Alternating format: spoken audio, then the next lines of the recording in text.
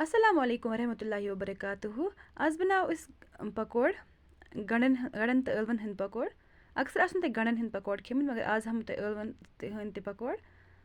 यम खतर इस गंड 5 निमित छ बेश निमित ٲlव 2 बे मरचांगन ते बे रोहन 2 फल गंड छ चटन जविल जविल वारिया इत कना वेट गंड छ चटन की तो विशु छ चटमिन जविल जविल बे चटोक विन ٲlव ते करोक असल पटन पीसेस इत कना पत छ ते चटन गंडन हंद पे तो विशु कना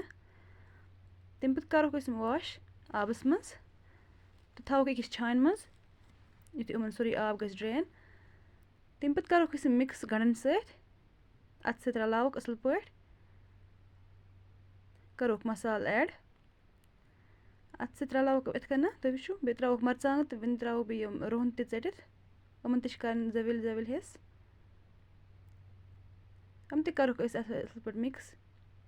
वन त्रोस नून तुम थो पे मुताबिक कोता त्रो अस त्रो 1.5 चमच वन त्रोस लिदर 1 चमच बे मरचांगन 1 चमच इत कर असल पे मिक्स बे त्रोस मिक्सड मसाला बे त्रोस जीर 1 चमच बे त्रोस फदन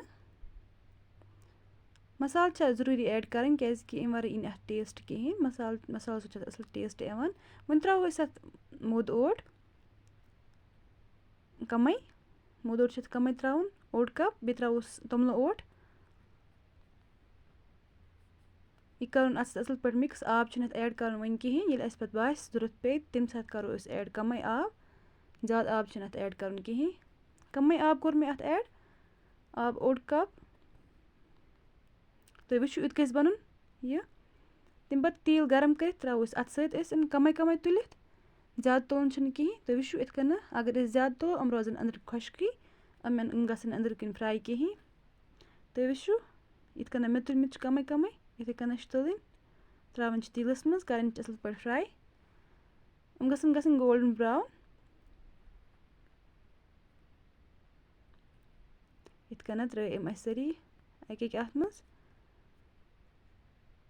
फ्लेम ज़्यादा मगर थावन कहें गसन दजन तन कहें तो वो यम गई असल पे फ्राई वन तुलक थोद तो वो यमन कोत असल कलर आव क्रिस्पी ते गई असल इथे कन सारी कर फ्राई